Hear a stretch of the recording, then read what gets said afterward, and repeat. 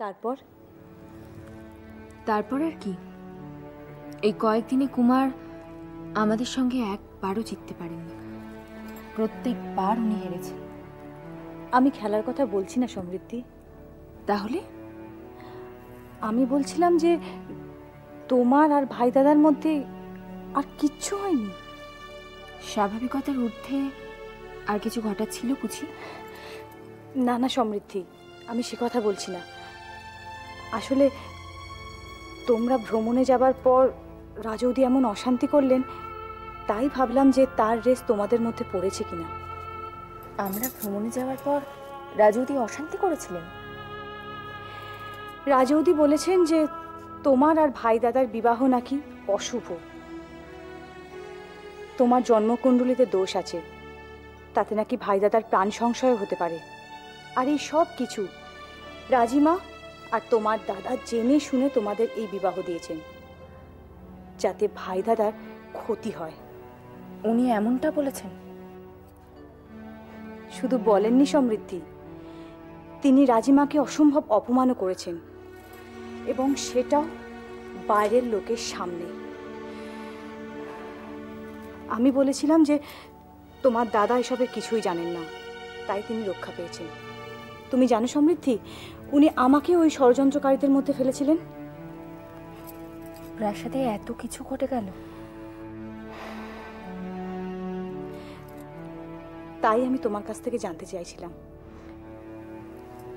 দেখো সমৃদ্ধি, বিবাহের পর স্বামী স্ত্রী ভ্রমণে যাবে, এটাই তো স্বাভাবিক। কিন্তু যেখানে বিবাহটাকে অস্বাভাবিক, অঘটন আখ্যা দেওয়া হয়, তাই তুমি কিছু মনে করলে না তো সমৃদ্ধি? না না, এতে মনে করার কি আছে? আর তাছাড়া যে ভালো চায় সেই তো দুশ্চিন্তা করে।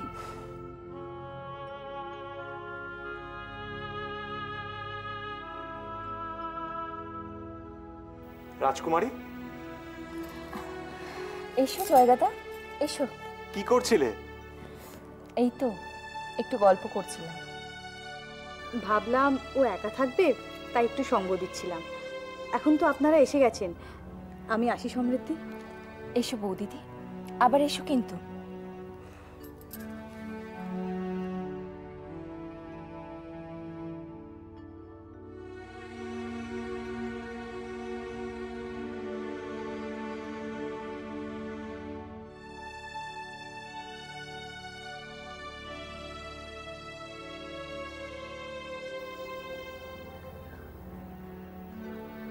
যশোধরা কি বিশেষ কিছু বলছিল?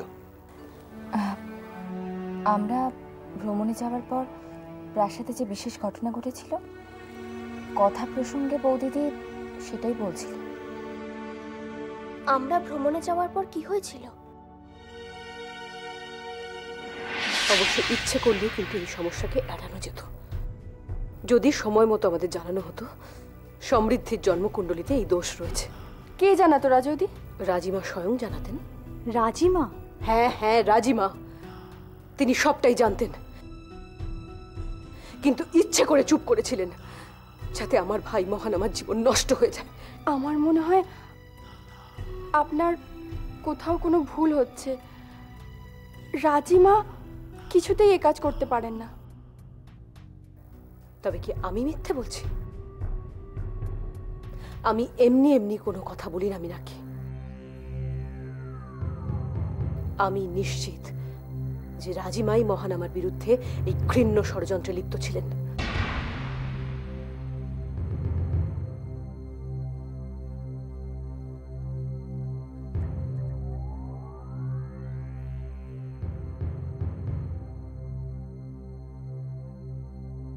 তুমি তো দেখছি আমার মনের কথা বলে ফেললে যশোধরা। যাক, কেউ অন্তত রাজিমার প্রকৃত স্বরূপ বুঝতে পেরেছে। ক্ষমা করবেন রাজৌদি, রাজিমা দোষী হন বা না হন, আমাদের মতো বহিরাগতদের কাছে রাজপ্রাসাদের সম্পর্কে আলোচনা না করাই ভালো।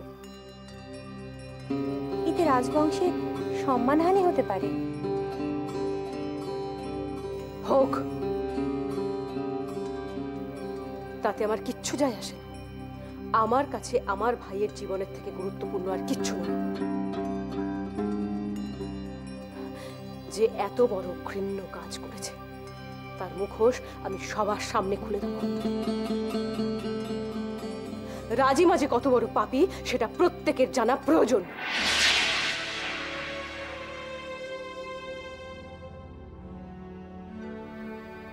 রাজিমা এত বড় অপমান মুখ বুজে সহ্য করলো?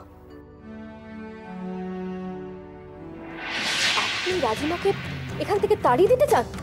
100 বার চাই। যে মহিলা আমার ভাইয়ের জীবন এভাবে নষ্ট করে দিয়েছে তার ঠাঁই এই রাজপ্রাসাদে হতে পারে না। তাহলে আপনিও আমার একটা কথা শুনে রাখুন রাজবতী, চুপচাপ এই সব কিছু মেনে নিন, কারণ এটাই এই রাজপরিবারের নিয়ম। আর আপনি যদি এই নিয়ম লঙ্ঘন করার চেষ্টা করেন তাহলে কিন্তু সেটা এক প্রকার রাজদ্রোহিতার নামান্তর হয়। তখন এই অপরাধে আমি আপনাকে এই রাজপ্রাসাদের বাইরে বের করে দিতে বাধ্য থাকব, বাধ্য।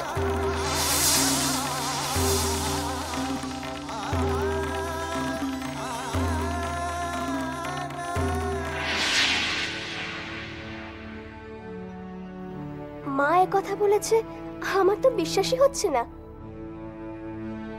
তোমার ব্যক্তিত্ব, দৃঢ় মানসিকতা অন্তঃপুরে কি প্রভাব ফেলেছে? না হলে মহারানীর মতো সর্বংসহা নিরীহ মানুষ রাজৌদির মুখের উপর কখনো বলতে পারেন যে তিনি মহারানী, সুতরাং অন্তঃপুর তার মতানুযায়ী চলবে? আমার খালি তোমার কাছে একটাই অনুরোধ, বোন, যে দৃঢ়তার সঙ্গে ভ্রমণে গিয়ে তুমি মহান আমাকে জব্দ করেছ, যে বিচক্ষণতার জন্য রাজৌদি ক্ষমতা হারাবার ভয় পাচ্ছে, তুমি সেটা ধরে রেখো, হারিয়ে ফেলো না। যদিও এতে তোমার শত্রুর সংখ্যা বাড়বে, তবু আমরা তো রয়েছি তোমার পাশে। হ্যাঁ ঋদ্ধিমণি,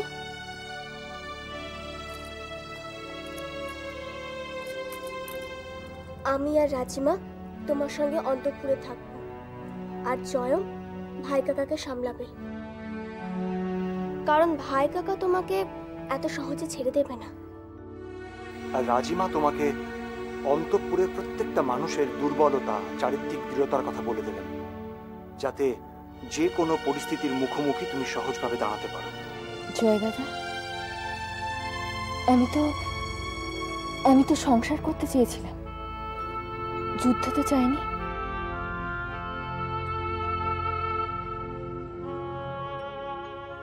এত সহজে আমি হার মেনে নেব না মাসুমা। ওদের শেষ দেখতে আমি বদ্ধপরিকর। তোমার কথা শুনে খুব ভালো লাগলো ত্রিজটা। আশা করছি তুমি এভাবেই নিজেকে ধরে রাখতে পারবে। নিশ্চয়ই, তাহলে যে আমি মরেও শান্তি পাবো না। ত্রিজটা, তুমি কেন মরবে? তুমি তো ওদের মারবে, তোমার হাতেই ওদের মৃত্যু হবে। ওরা বুঝতেও পারছে না ওরা কার সঙ্গে প্রতিদ্বন্দ্বিতায় নেমেছে। সময় আসুক ত্রিজটা, ওরা নিশ্চয়ই বুঝতে পারবে। তাহলে এখন শুধুই উপযুক্ত সময়ের অপেক্ষা, আর সেই সঠিক সময় এলে আমি সবার আগে সমৃদ্ধিকে এই রাজপ্রাসাদ থেকে তাড়াবার ব্যবস্থা করব। কারণ আমার পক্ষে ওর সঙ্গে এক ছাদের তলায় থাকা কিছুতেই সম্ভব হবে না। ওর সঙ্গে থাকতে গেলে প্রতি মুহূর্তে একটা আতঙ্কের মধ্যে আমাকে বাঁচতে হবে। আমি সেটা কিছুতেই হতে দেব না মাসুমা। একটা কথা তুমি কেন ভুলে যাচ্ছ বলো তো? সমৃদ্ধি তো আমাদের মূল এবং একমাত্র সমস্যা নয়, ও একাও নয়। আমাদের আঘাত করতে হবে সমৃদ্ধির শক্তি, বুদ্ধির জায়গায়। তাহলেই দেখবে সমৃদ্ধি কিরকম দুর্বল হয়ে পড়বে। একদম ঠিক বলেছেন ত্রিজটা। তুমি জানো তো সমৃদ্ধির শক্তি এবং বুদ্ধির জায়গা হলো দেবী জাহ্নবী এবং ঘনা। সুতরাং আমাদের কাজ হবে দেবী জাহ্নবী আর খনার জীবন নিদারুণ সমস্যায় ভরিয়ে তোলা, যাতে তারা নিজেদের সমস্যায় এতটাই জর্জরিত হয়ে থাকে যে সমৃদ্ধিকে সাহায্য করার কোনো সুযোগই না পায়, তাই তো?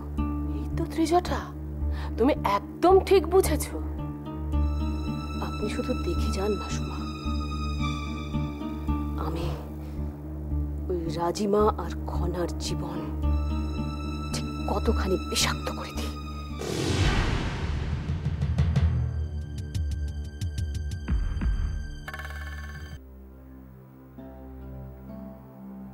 সবার ভাগ্য সমান হয় না রাজকুমারী।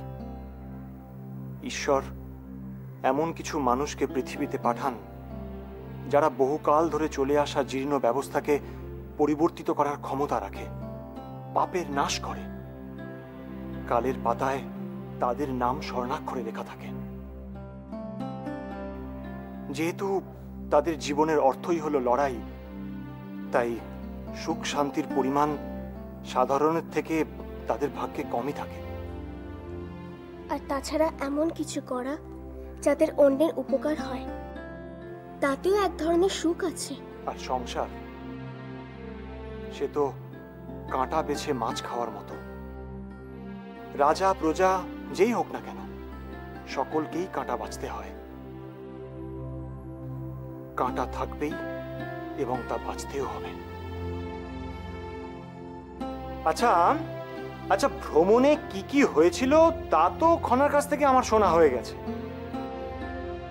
কিন্তু এই ভ্রমণের সময় খনা কি করছিল সেটা তো শোনা হয়নি।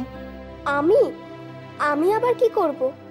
না মানে, তুমি কি এই পুরো সময়টাতে ওদের সঙ্গেই ঘুরছিলে? না না, তা কেন? আমি আমার মতন ঘুরেছি। শুধু ঘুরেছ? ডাকাত দলের হাত থেকে যে তুমি 3 কিশোরকে বাঁচিয়েছো সেটা বলো। তাই? সে কি হয়েছিল? না না জয়ম, তেমন কিছুই নয়। আমি আপন মনে বসেছিলাম, তারপর হঠাৎ আমি 3 কিশোরের আর্তনাদ শুনি। তারপর ছুটে গিয়ে দেখি ডাকাতরা তাদের বলি দেবে বলে নিয়ে যাচ্ছে। দাঁড়াও!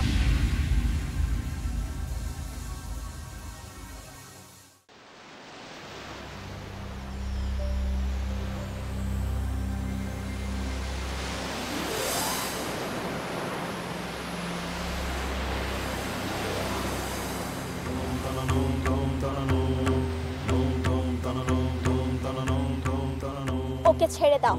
ছেড়ে দেবো? উল্টে তোমায় তুলে নিয়ে যাবো। এই ধর ওকে, চল। এই মিহির, মিহির,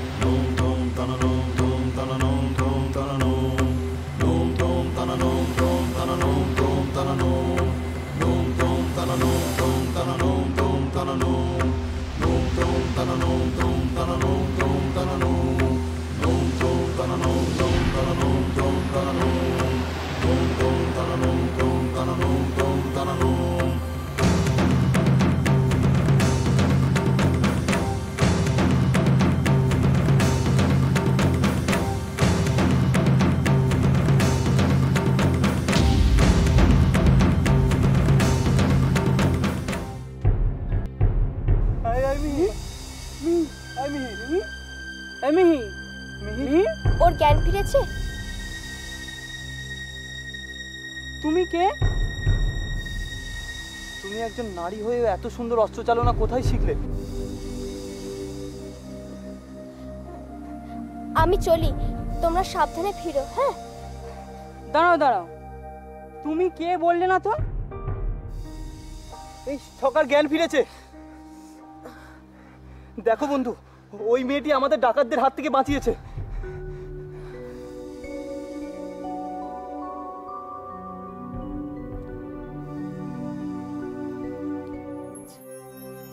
তারায় তারায় পথের দিশা, কালের পাতায় অমানিশা, অন্ধকারে বিদ্যা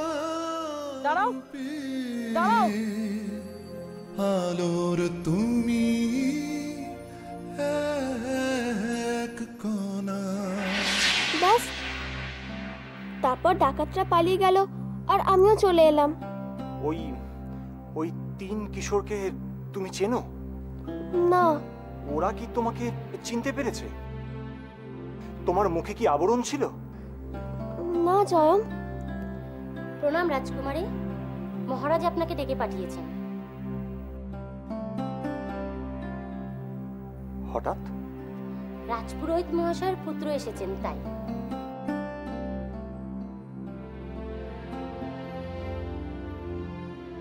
মিহির এসেছে?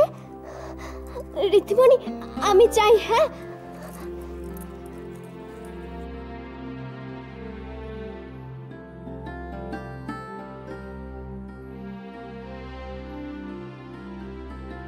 আমি তো ভাবতেই পারছি না রাজকুমারী শিক্ষা লাভের অধিকার অর্জন করেছেন। হ্যাঁ মিহির, খনা খুব শীঘ্রই আচার্যদেবের আশ্রমে যাচ্ছে।